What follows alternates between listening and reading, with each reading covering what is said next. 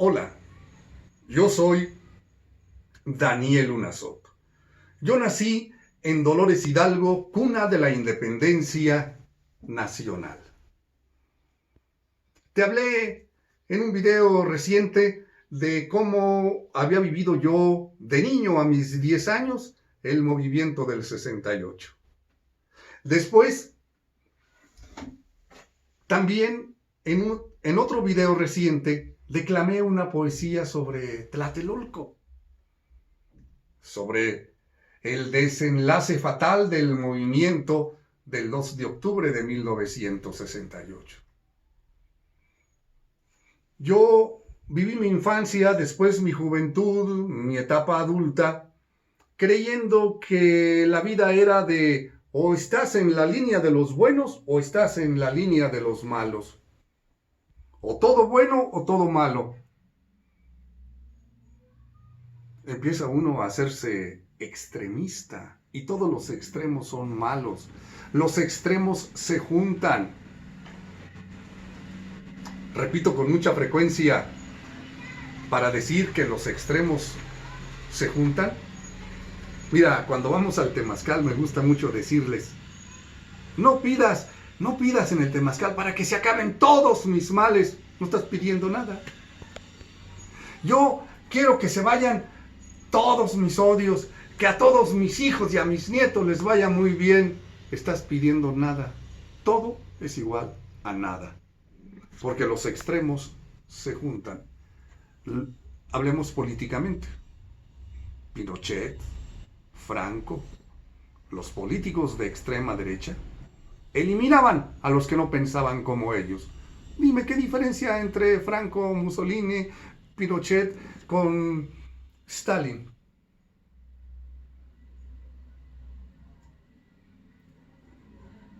En sus peores épocas, Fidel Castro eliminaban a los que no pensaban como él. Lo que yo viví entonces en mi niñez del movimiento del 68, pues era buenos o malos. Y después en la prepa, cuando declamé esa poesía de Tlatelolco, y durante muchos años. En los 80s, este libro se editó por primera vez en el 87. El maestro Enrique Velasco Piña. Por esos años. El libro se llama Regina, 2 de octubre, no se olvida. En esos años, en los 80s, alguien me lo recomendó. Daniel, lee Regina, 2 de octubre, no se olvida, sobre el movimiento del 68. Y lo empecé a leer, no me gustó. Eso no es cierto. Ya empiezan con sus ¿qué ondas medias religiosas, medias esotéricas, medias no sé qué. No leí Regina, 2 de octubre en los 80s. En el año 2004, una amiga mía, muy amiga, muy querida, muy respetada, una mujer con una historia extraordinaria. Si me ve, se va a dar cuenta que estoy hablando de ella, porque no voy a decir su nombre. Una mujer, y yo le creo que sí es cierto, que vivió el movimiento del 68 en su vida anterior, y era estudiante, y fue de los estudiantes que fueron asesinados en la Plaza de las Tres Culturas. Y me regaló el libro. Y me dijo, Daniel, lee el libro. Lo leí y quedé fascinado. Desde entonces hablo de el maestro Antonio Velasco Piña como mi maestro. Yo no lo conozco personalmente.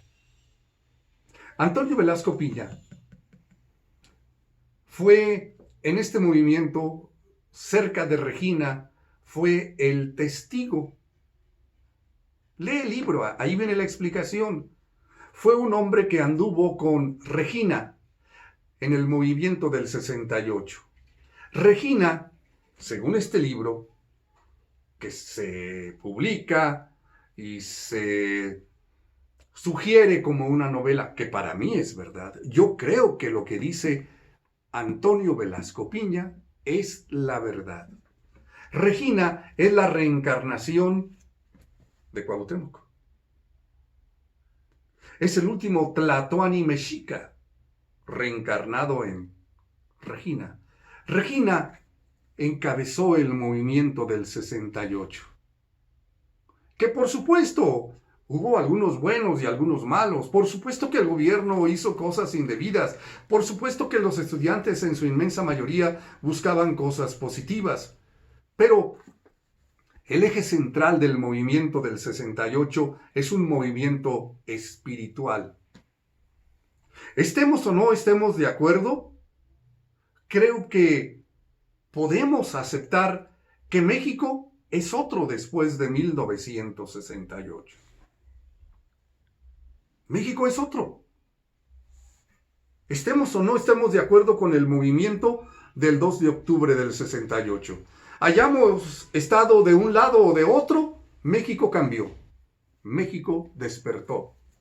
Eso hizo Regina, despertar el espíritu de México que residía en el Popocatépetl y en el Iztaccíhuatl, los dos volcanes sagrados donde residen los espíritus masculino y femenino de nuestro país, de México. Y seguramente recordarás en el movimiento del 68 la Marcha del Silencio. La Marcha del Silencio, donde dice Regina que esperaban reunir a 400,000 mexicanos que marcharan en silencio para entrar al Zócalo. Era un acto espiritual.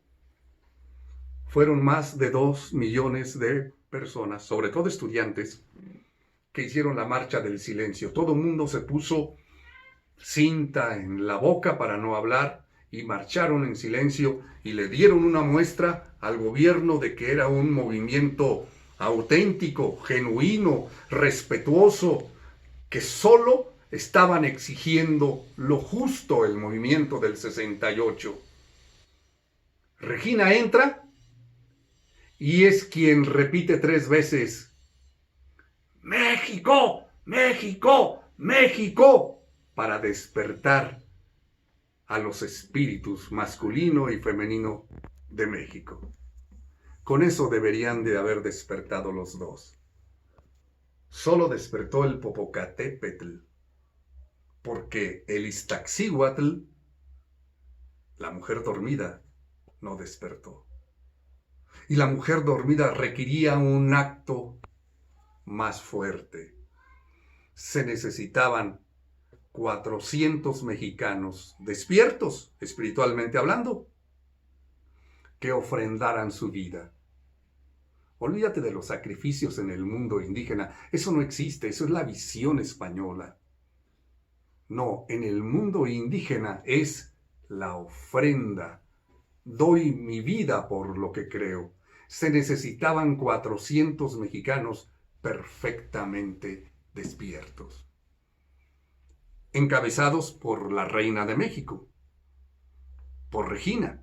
Por eso murieron 401 mexicanos ahí en una de las pirámides que están en Tlatelolco, las que tiene una base circular en la parte superior. Ahí murieron 401 mexicanos despiertos. No alcanzaban a reunir los 400, les faltaba uno. Llegó la reencarnación de Tlacaelel. Qué curioso. Mi nieto se llama Tlacaelel. Ofrendaron su vida. Despertó México. Por supuesto que diría Felipe Calderón Hinojosa, hubo daños colaterales. Fue una verdadera matanza el 2 de octubre. Pero lee el libro y te vas a dar cuenta que no es la historia de los buenos contra los malos. Es un movimiento espiritual extraordinario. Y México despertó. México es otro. Y este despertar, por supuesto que tuvo su impacto en el ámbito político. Después del 68 viene la apertura democrática con Luis Echeverría Álvarez, que era el secretario de Gobernación cuando la matanza del 2 de octubre, y que algunos dicen que él fue el autor intelectual, que él fue quien dio las órdenes, que no fue Gustavo Díaz Ordaz quien era el presidente de México. Aunque Gustavo Díaz Ordaz lo declaró en el Congreso de la Unión, que allí estaban sus manos y que él no las veía llenas de sangre. Todo el mundo veíamos cómo le chorreaba la sangre, menos él.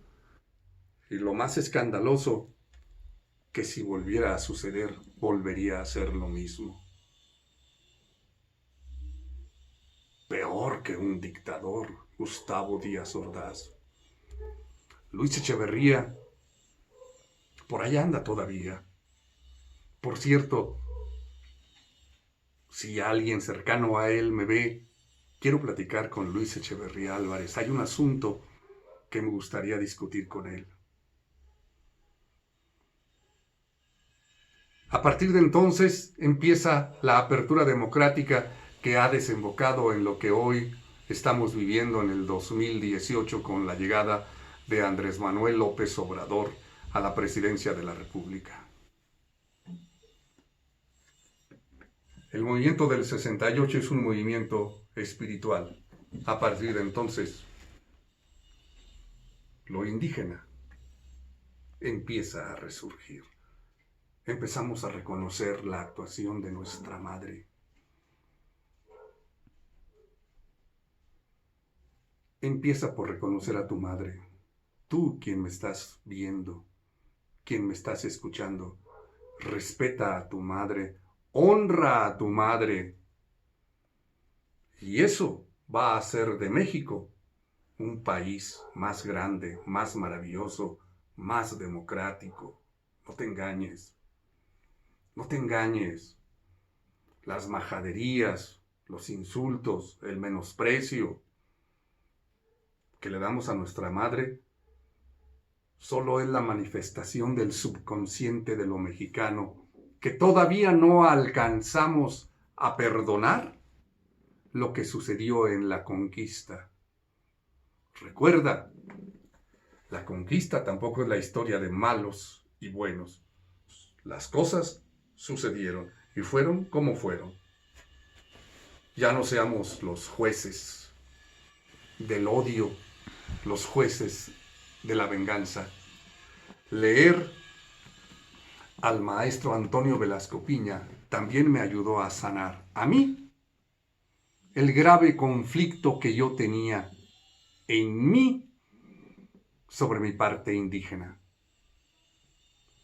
Yo soy Daniel Luna Soto. Dale like a mi página. Ándale. Gracias por escucharme.